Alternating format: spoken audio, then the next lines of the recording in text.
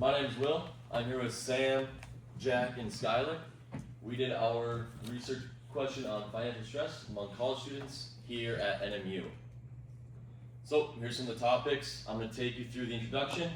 Then we're going to go how we measured stress. We're going to go through both of our hypotheses, and then independent and dependent variables of those hypotheses, our survey plan, and then we're going to show you our results. Okay, for the introduction, why does it matter? Why does the study matter? So we did this to find out if there's financial stress at NMU, which we all knew there was, but we wanted to make sure. Then we said, okay, so there is stress. Who at NMU is experiencing that stress? What different types of groups? How severe it is between those groups? And then what the job market looks like post-grad, or what students are experiencing that might aid in some of that stress. And then what the solutions could be. And we'll go, that's kind of at the end. Okay, so who at NMU is experiencing stress? Business students or non-business students? That was kind of our big breakup for this study. We were comparing those two. And we also threw in old or young, so upperclassmen, freshmen, and then on campus and off campus. We thought maybe living on campus, you're not paying, your housing bills each month. It kind of comes out in one lump sum. Maybe that has something to do with how financially stressed you are. Okay, so how severe is the stress? Like I just said, are monthly bills an issue? Are we able to eat? Are we able to pay rent? The basic necessities, can students afford them or can they not afford them? And then extra cash, so that's like students spending their money on stuff that's not a necessity of their life. So going shopping, going to the bar, is every dollar they're making going back into just survival? That's kind of what we want to find out. And then are they stressed out? So that's kind of a hard thing to quantify, and that's one of the things we struggled with. And we had a couple different scales in there that we'll go through later. And then one of those scales was a 1 through 10, how financially stressed are you? We'll see that later on in the presentation. So some of these sources of financial stress are debt obligations, car loans, student loans, possibly a mortgage, and then maybe personal loans as well. Our daily living expenses, those are sources of financial stress. Food, rent, clothing, gas if you're off campus, driving to and from class every day. Unexpected expenses, medical bills, that could be a big one. Broken cars, you can't get to class, that's often a big one. And then sometimes taxes, actually. If you're not expecting that at the end of the year, if you're not saving for that, or if you're working at 1099 and they don't take taxes out for you, sometimes you get hit with a big tax bill that was just an unexpected expense.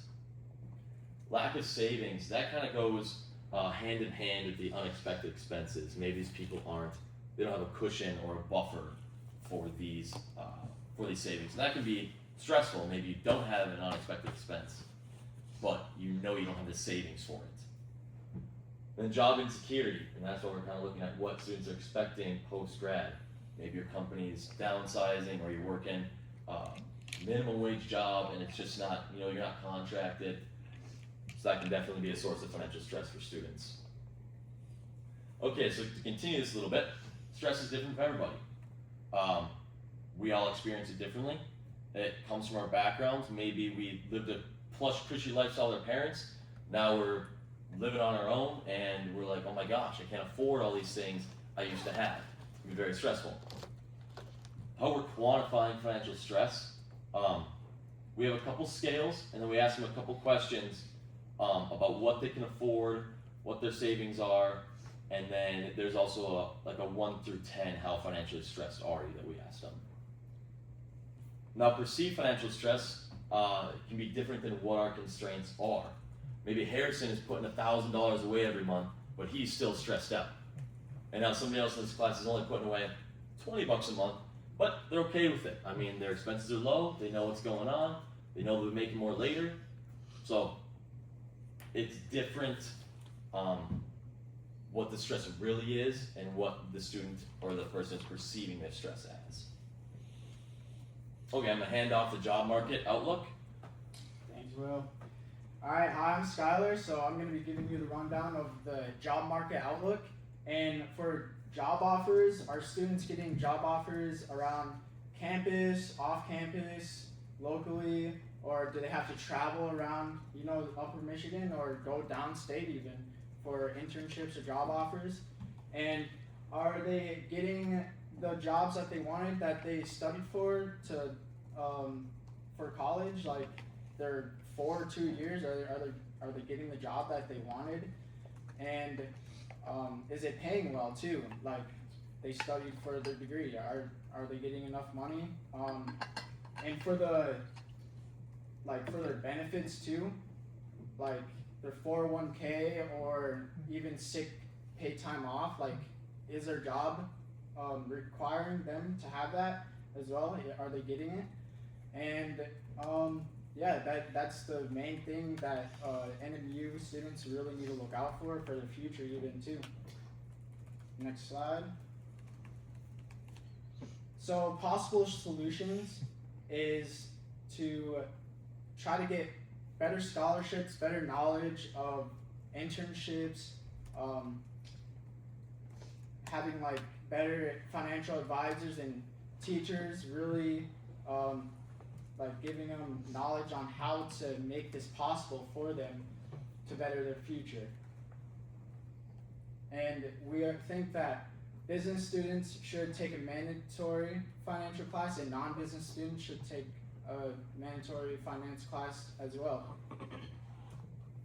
So for our hypothesis, business majors definitely expect to make more money and have better job opportunities than non-business majors, because we're just connected like that in the community. And yeah. So for our hypothesis, I kind of just explained it, but business majors will have higher paying career jobs to make paying the debt more manageable for their future.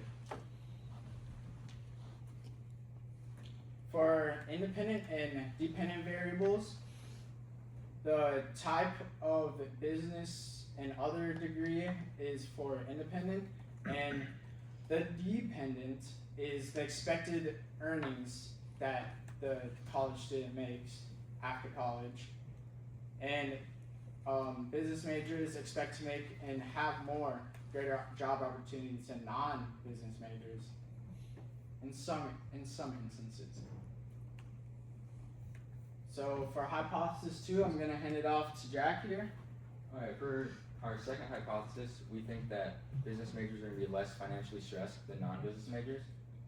We think this mainly because of the relevant financial management classes that business majors may take, which they can learn how to budget, invest, and plan financially. They can also learn how to use debt-to-income ratios, which they can use to understand debt, get out of debt, and stay out of debt. Again, our independent variable is the type of major where we're going to differentiate between business and other degrees. And then our dependent variable is financial stress levels. Alright, then Sam. Thank you, Jack. I'll be walking through how our kind of the survey plan here, starting with our objectives. The main one was to find what percentage and also what type of college students were experiencing financial stress. Some other objectives, we were also looking for post-grad confidence in your specific major. For example, if you're a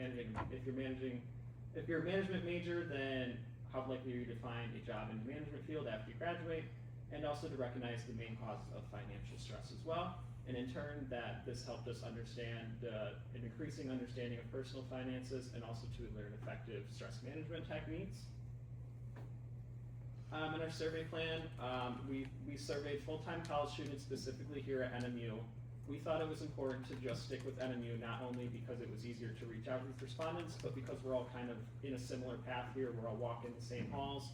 We're all paying roughly similar estimates with tuition. The students were aged between 18 and 25.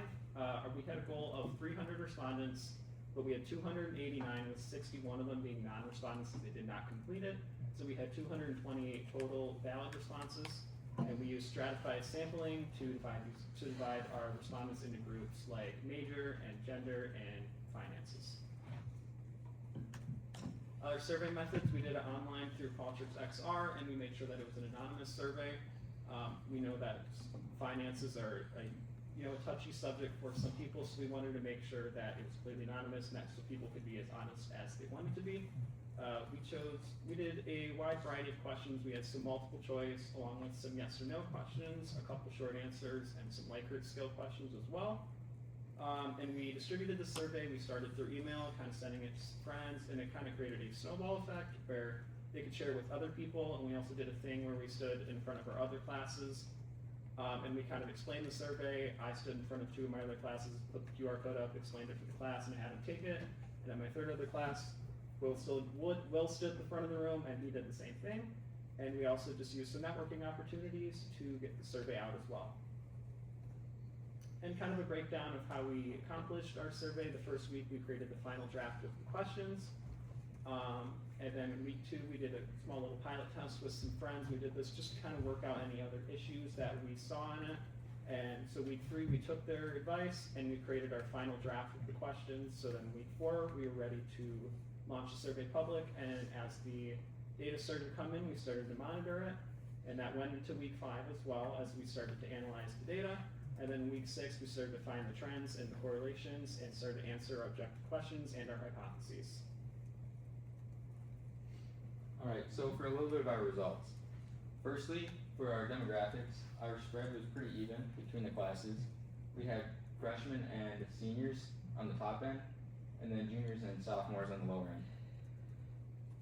Next, we have our financial management class results. As we can see here, just a little bit more business students have not taken financial management courses, but it's still pretty even. Comparatively, we can look at all other majors, and the majority have not taken financial management courses. We can also see that more business students have taken financial management courses compared to all other. Then which major will make more? We cannot say for certain because it was not statistically significant. We think there could be multiple reasons. Maybe our sample was too small. Maybe it's because we just did business versus all other instead of business versus multiple specific majors. Perhaps major doesn't even matter. Then who's expecting more jobs? We can't answer that again either because it's not statistically significant. And for the same reasons as the last one, perhaps major doesn't matter, or more importantly, because we just did business versus other instead of business versus all other. Okay, so some other non-significant results we found. It doesn't matter, on campus or off campus. It wasn't significant, it didn't relate to their financial stress. Level of enrollment, so part-time or full-time, it didn't relate to financial stress. And then ability to pay groceries, so that's kind of like our daily living. Everybody was able to pay their grocery bills, and there was no difference between major on who could afford the necessities. Who makes more while in school? The results weren't significant, so this is if you have a job while going to college. However, 48% of the people didn't know how much they made within 12 months or didn't make anything within 12 months. So that was kind of shocking that many people had no idea how much they made. Okay, so who is more financially stressed? Business majors or non-business majors? That was kind of our favorite question. And it was significant that non-business majors are more financially stressed. We knew this because we asked them, we said, to what extent do you agree or disagree with the following statement? When thinking about my financial situation, I am stressed out. Now it was statistically significant that non-business majors answered that they agreed with this more. They're more stressed out about their financial situation. Okay, who's less overwhelmed by debt? That'd be business majors. Business majors are less overwhelmed by the amount of debt they're in. Now you're asking me, how do we know again? We have the total amount of debt I have right now is overwhelming. How much they agree or disagree. And you can see our scale here. That's what we asked them on, and then, as you can see in the graph, the other answered more than the business majors. They agreed with it. Okay, monthly bills.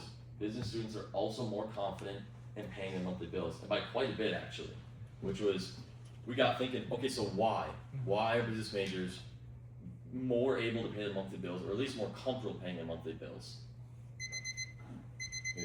Alright, and so the question remains that is why? Why are business majors less overwhelmed by debt? Why do they have more confidence in paying their bills? What is the reason? Well, one of our questions here looked at employment level, with 4 being working full-time, 3 part-time, student at 2, and then unemployed at 1. You can see business majors pulled higher to 3.24 compared to other majors pulling at a 2.92. And then we also asked if we were to take $1,000 out of your bank account, how confident would you be in your ability to pay your bills? Neither group pulled very high, but business students did pull higher to 2.19 compared to a 1.89 for other majors.